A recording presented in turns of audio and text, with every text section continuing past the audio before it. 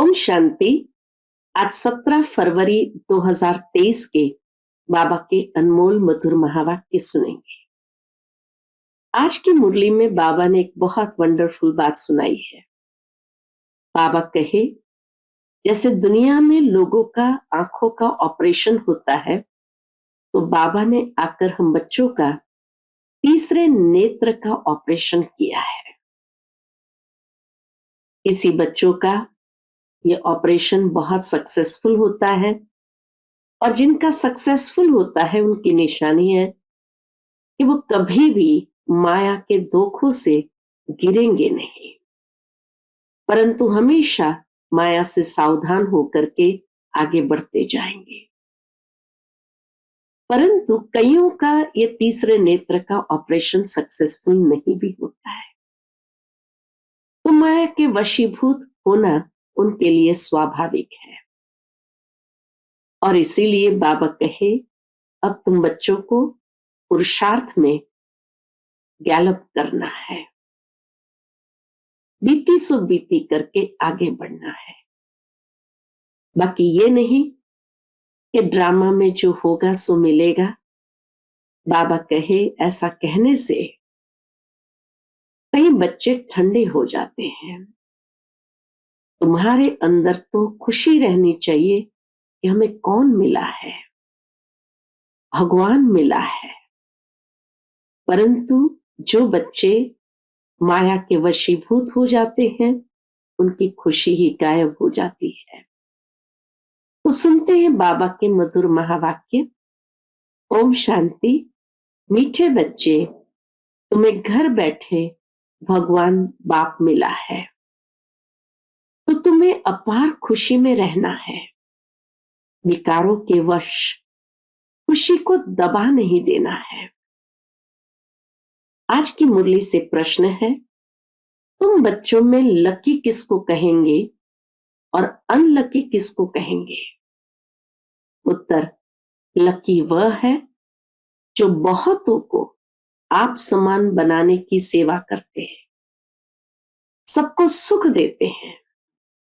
और अनलकी वह है जो सिर्फ सोते और खाते हैं, एक दो को दुख देते रहते हैं। पुरुषार्थ में कमी होने से ही अनलकी बन जाते हैं।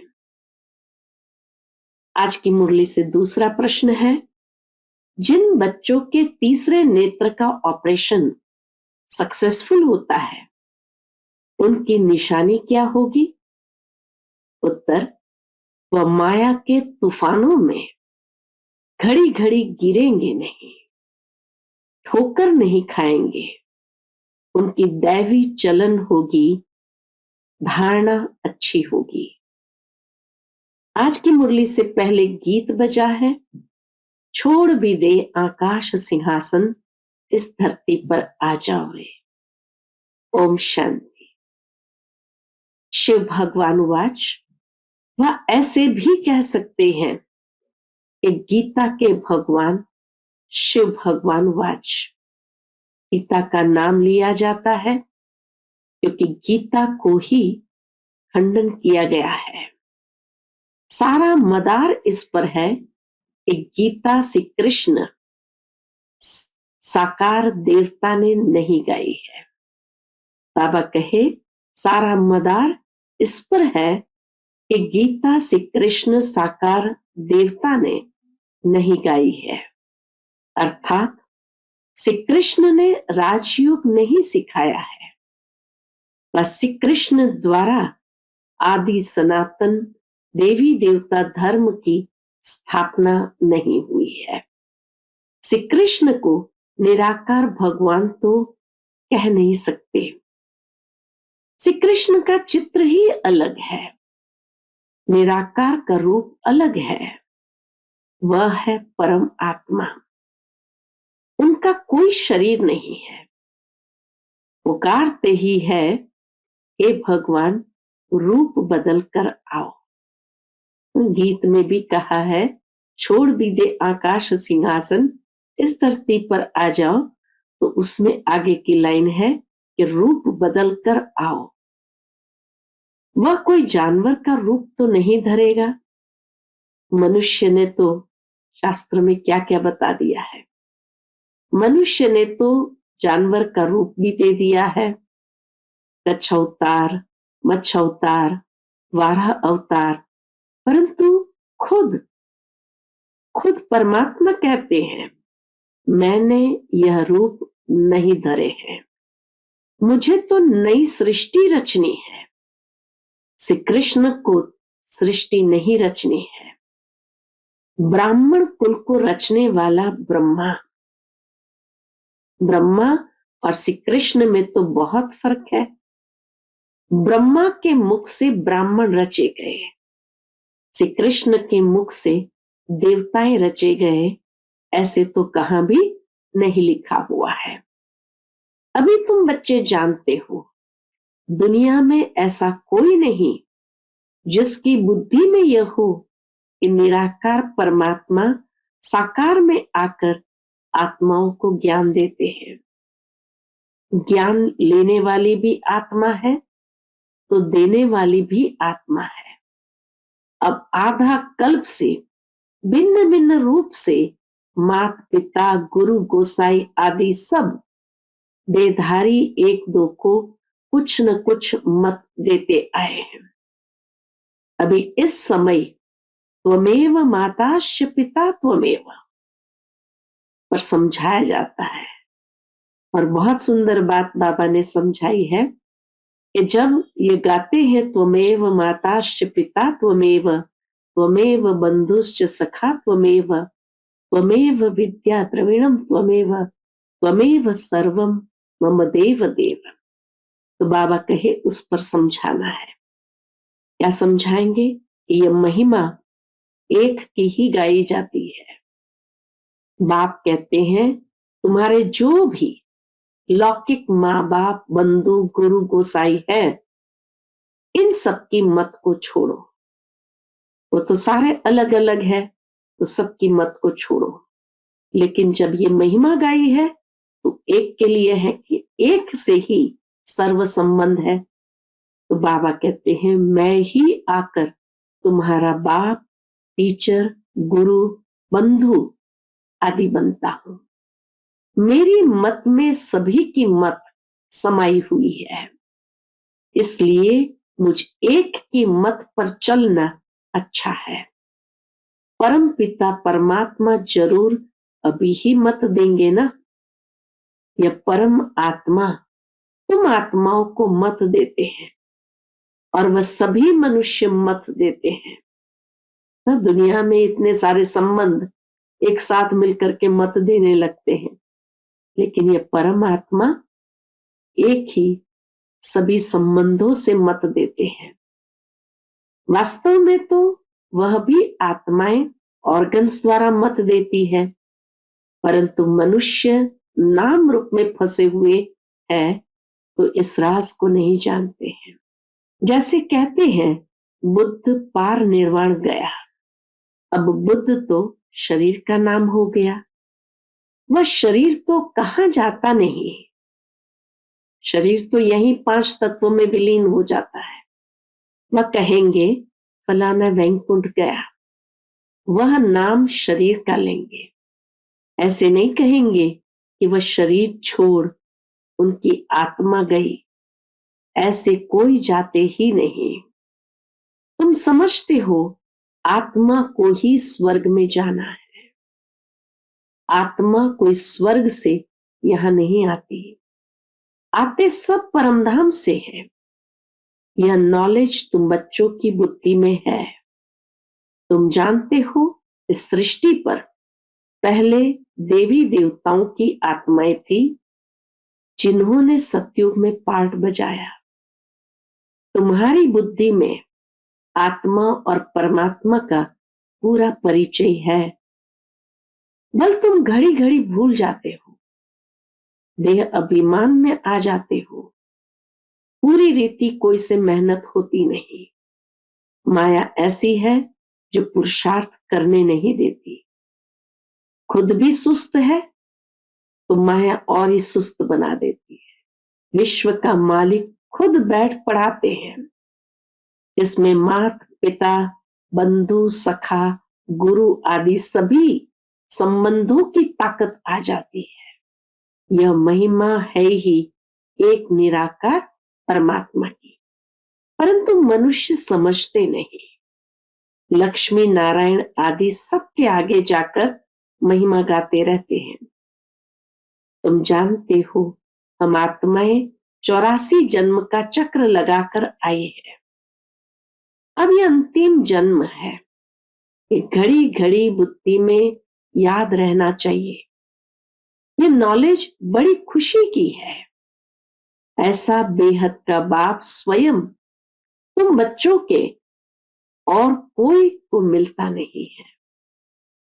ऐसा बेहद का बाप स्वयं तुम बच्चों के और कोई को मिलता नहीं है।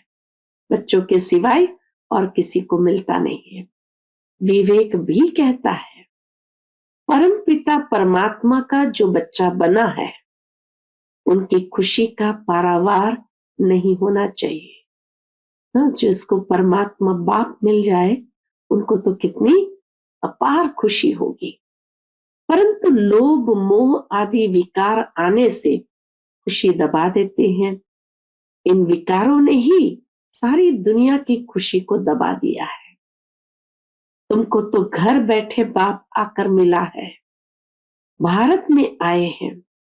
भारतवासी को तो भारत घर है ना। भारतवासियों का तो भारत घर है ना। इसलिए कहा बाबा ने, घर बैठे बाप आकर मिले हैं। परंतु आएंगे तो जरूर एक घर में, ऐसे तो नहीं घर घर में आएंगे। फिर तो सर्वव्यापी हो गया। अगर ऐसा कहा तो फिर तो सर्वव्यापी हो गया। वह आएंगे तो जरूर आकर पतितों को पावन बनाएंगे।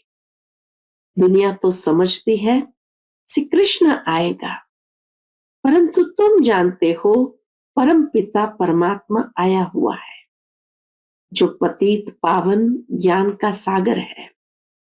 उनका नाम वास्तव में रुद्र है। यह बड़े से बड़ी भूल है। जब यह समझे कि वह बेहद का बाप सारी सृष्टि का रचयिता है, तो खुशी का पारा चढ़ जाए। ऐसे बाप से तो जरूर वर्षा मिलेगा। श्री कृष्ण से तो वर्षा मिल न सके। इन बातों पर भी इसकी बुद्धि नहीं चलती।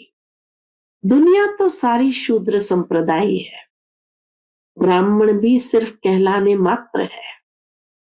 तुम ब्राह्मण जब विचार सागर मंथन करो, तब औरों को भी परिचय दे सको।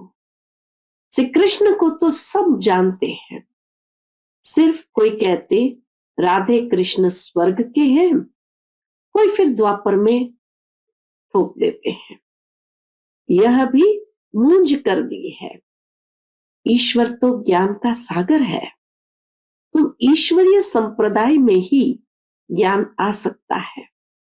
आसुरी संप्रदाय में ज्ञान कहां से आया? वह गाते भी है पतित पावन सीताराम, परंतु अपने को पतित समझते नहीं है। स्वर्ग को तो बिल्कुल जानते ही नहीं, सिर्फ नाम मात्र कहते हैं।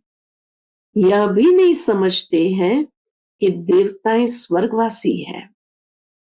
तुम जब समझाते हो तब आंखें खुलती है। माया ने आंखें ही बंद कर दी है। प्राचीन भारत स्वर्ग था, लक्ष्मी नारायण का राज्य था। यह भी नहीं जानते। हम भी नहीं मानते थे। न जानते थे न मानते थे। यह तो समझ सकते हैं कि अन्य धर्म तो बाद में आए हैं। देवताओं के समय ये धर्म नहीं थे, तो जरूर वहां सुख ही सुख होगा। बाप बच्चों को रचते ही है, इसलिए सुख के लिए। ऐसे नहीं सुख दुख दोनों देते हैं।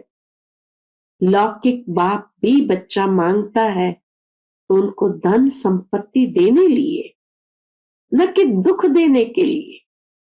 यह तो अभी हम समझते हैं कि द्वापर से लेकर लौकिक बाप भी दुख ही देते आए हैं। सतयुग त्रेता में तो दुख नहीं देते। यहाँ माँ बाप प्यार तो बहुत करते हैं, परंतु उनको फिर काम कटारी नीचे डाल देते हैं, तो दुख आरंभ हो जाता है। सतयुग में तो ऐसे होता नहीं, वहां तो दुख की बात नहीं। ये बाप बैठ समझाते हैं, तुम्हारे में भी नंबरवार समझते हैं। तुम्हारा यह ज्ञान योग से ऑपरेशन हो रहा है।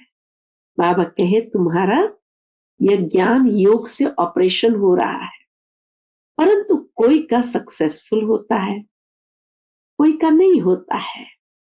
जैसे आंखों का ऑपरेशन कराते हैं तो कोई की ठीक हो जाती है, कोई में थोड़ी खराबी रह जाती है, कोई की आंखें बिल्कुल खराब हो जाती है। तुमको भी अभी ज्ञान का तीसरा नेत्र मिला है। तो बाबा कहे तुमको भी अभी ज्ञान का तीसरा नेत्र मिल रहा है, तो बुद्धि रूपी नेत्र खुल जाता है तो अच्छा पुरुषार्थ करने लग पड़ते हैं। कोई का पूरा नहीं खुलता है, धारणा नहीं होती, दैवी चलन भी नहीं होती। माया के तूफान में घड़ी घड़ी गिरते रहते हैं।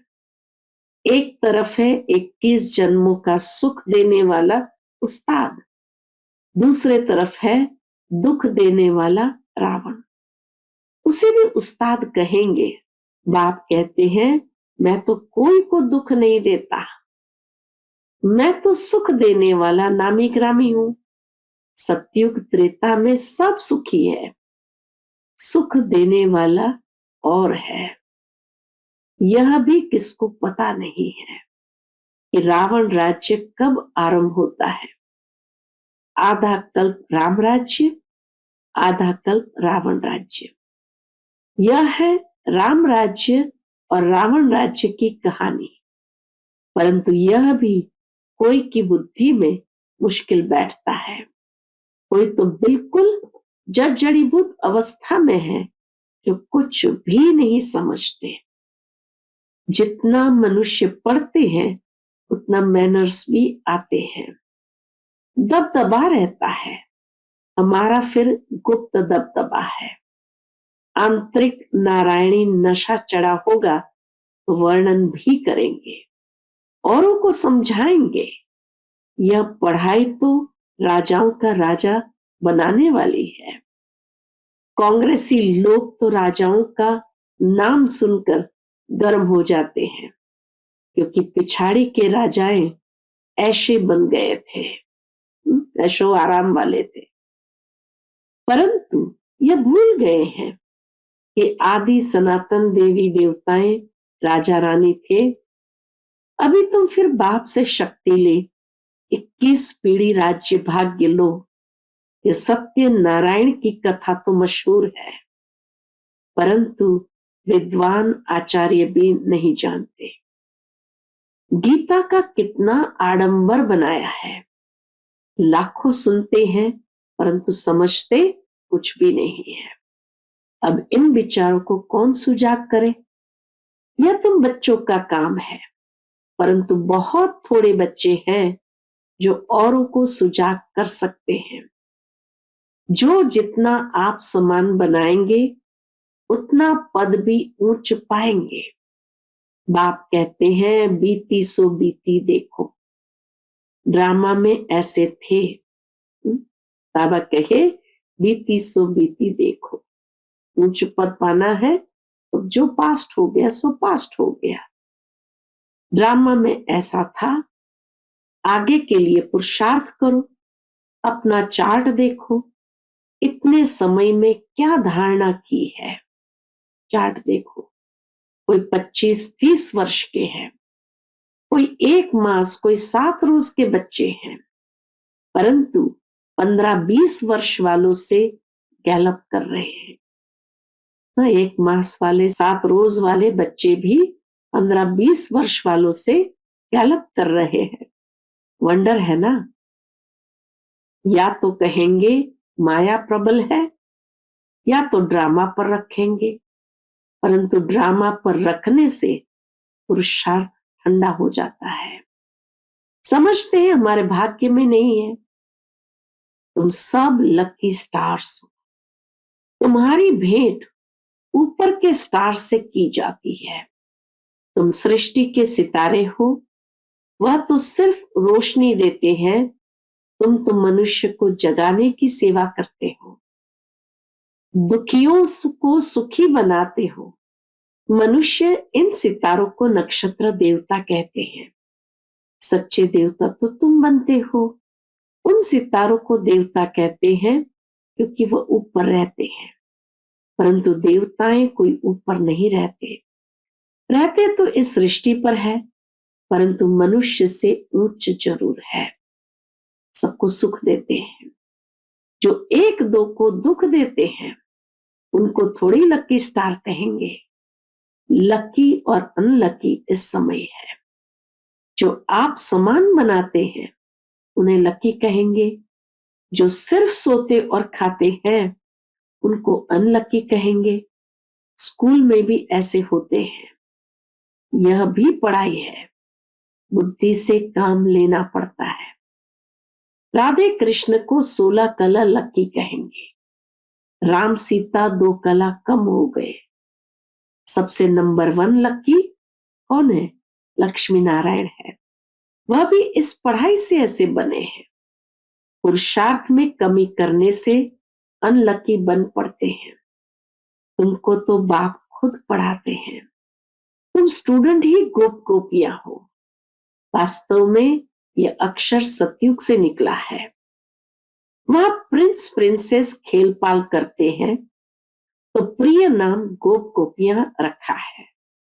सतयुग की भाषा के विषय में बाबा स्पष्टीकरण देते हैं कि वहां प्रिंस प्रिंसेस खेल पाल करते हैं तो प्रिय नाम गोप गोपियां रखा है।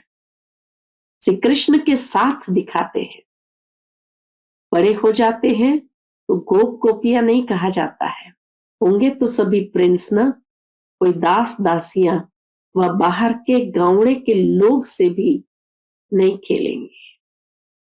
प्रिंस प्रिंसेस दास दासियों के साथ वह बाहर के गांवड़े के लोगों के साथ तो नहीं खेलेंगे।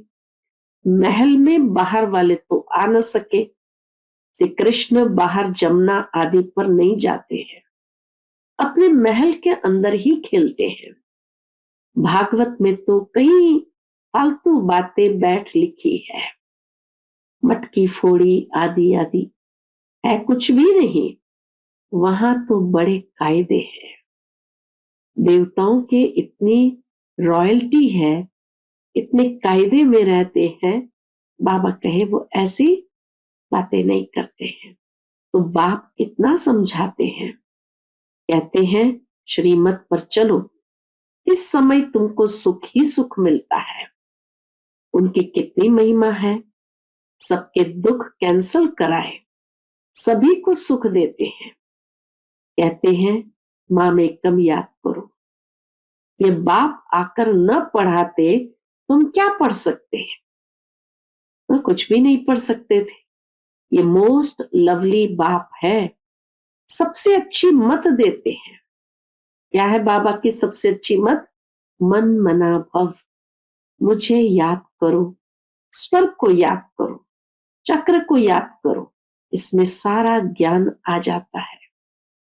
वह तो सिर्फ विष्णु को स्वदर्शन चक्र दिखाते हैं, परंतु अर्थ का पता नहीं।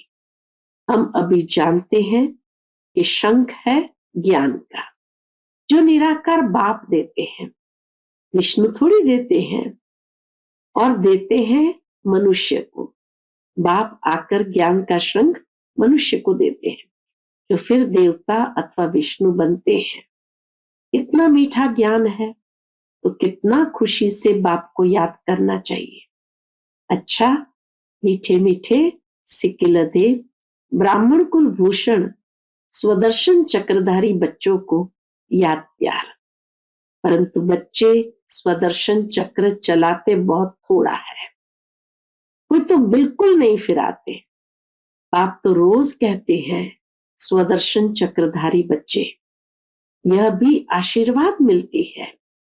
अच्छा, मीठे मीठे रूहानी बच्चों को रूहानी बाप की नमस्ते। हम सब रूहानी बच्चों की रूहानी माता पिता बाप दादा को याद प्यार गुड मॉर्निंग और नमस्ते नमस्ते। शुक्रिया बाबा, शुक्रिया। आज की मुरली से धारणा के लिए मुख्य सार है।